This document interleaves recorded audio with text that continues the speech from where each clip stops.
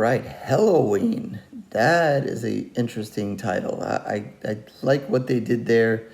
I think I saw one other thing on IMDb with a title similar to that. There might be others. I don't know. I really didn't go in depth, but I like that little twist there.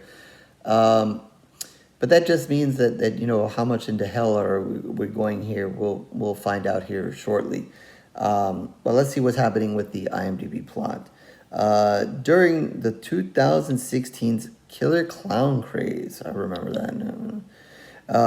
Dr. Marks and journalist Parker trace the source to a jailed serial killer, Kane, recruiting followers for an anarchist movement.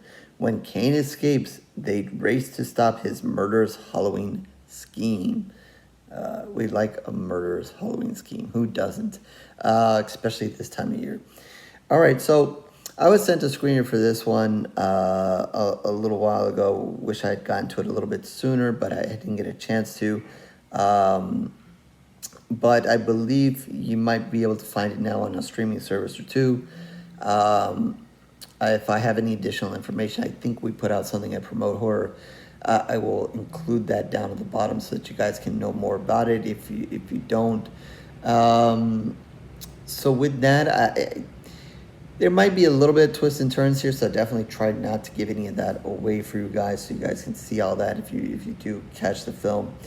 I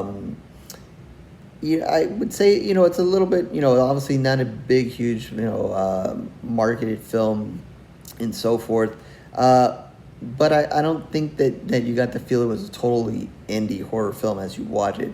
I think they shot it and they did a pretty good job as well, so you didn't get a complete feel that it was a total indie horror movie, even though it was probably definitely lower budget than obviously a bigger movie that hit theaters and so forth. So definitely a plus for it that they did on that point. I think the acting was pretty good as well.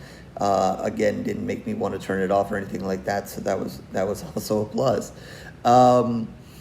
As far as what's going on here, obviously we get introduced to the doctor and so forth, and what who she is, and I think she's got a couple of girls at home, and we get a little introduced to her obviously at work as well, and on the other side of it, we get introduced to this young boy. Kind of almost reminded me of Halloween, when young Michael Myers decides, he's just going to go nuts and kill people. So the opening early on when we get introduced to Kane, the eventual killer here, kind of reminded me of that in some ways.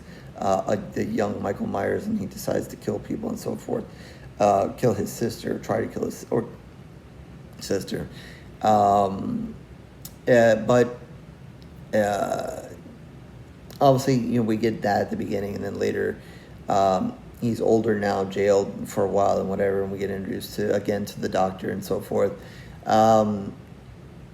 We end up, towards Halloween night and whatever, and apparently there's all these clowns showing up in different places, and as it's mentioned there in the summary, the clown craze is happening, but it's just happening in maybe a bigger way on this certain night, and obviously it's going to come down and affect the doctor as well, and her family. So through investigation and whatever, obviously they pin down and they think they have the source and that it is Kane, but they're not 100% sure, so obviously they have to go and confront him, and then they kind of get stuck there with him and wherever he's jailed. So, that's kind of caused chaos, and then she's there with her daughters. Why they were really there, I don't really know. They shouldn't have stayed at home, or whatever. But a little bit of craziness kind of breaks out, and again, I don't want to spoil too many things. Not that there's many twists and turns in it, but we're obviously headed towards a showdown between the doctor and Kane. But I guess one of the things that was going on here, and as this kind of plays out, as you kind of hear that these clowns are all around town and starting a little bit of chaos and showing up and scaring people, whatever. The horror fan in me kind of wanted the film to kind of break out in that madness and kind of see the clown madness that could have been happening around town, the chaos that's supposedly happening, going around, because it seems to be like a big grand scheme that's been put together. But the movie instead kind of really, comes down and focuses really on the Doctor and Kane, and a little bit of the craziness that's kind of goes on there. There's some interesting things that do happen there. Don't get me wrong, especially with the daughters. But I don't want to get too far into that and ruin anything. That was entertaining in itself. But I don't know. Sometimes when I watch a movie, sometimes when things start going on, I get an expectation of it going a certain direction, and when it doesn't, I'm kind of like, I wish it went in that direction. So yeah, I kind of was headed and ready to go into a crazy world of clowns, killing and causing chaos.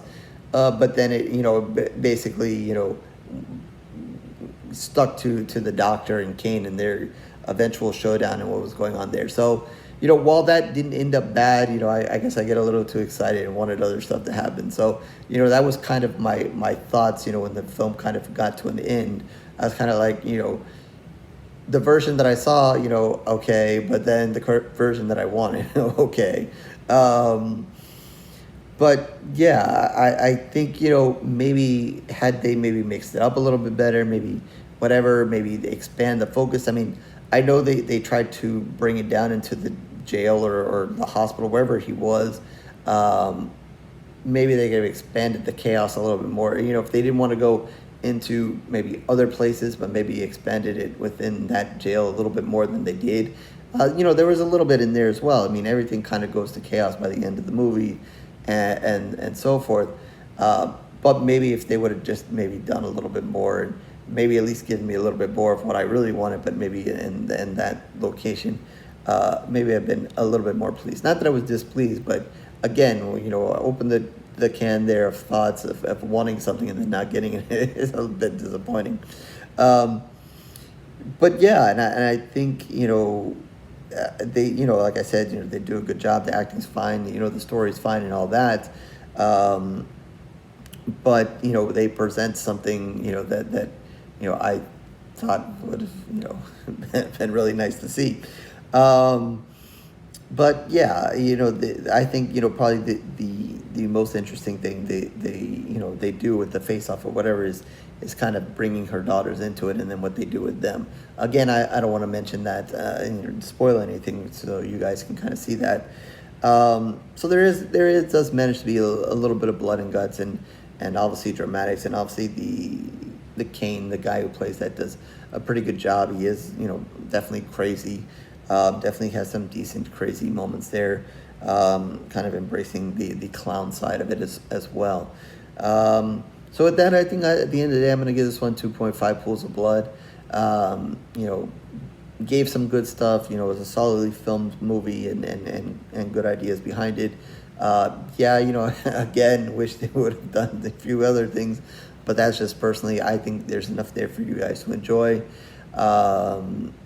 So, and I definitely liked the title of it, and definitely was pointed in the right direction. So, again, 2.5 pools of blood out of 5 for this one.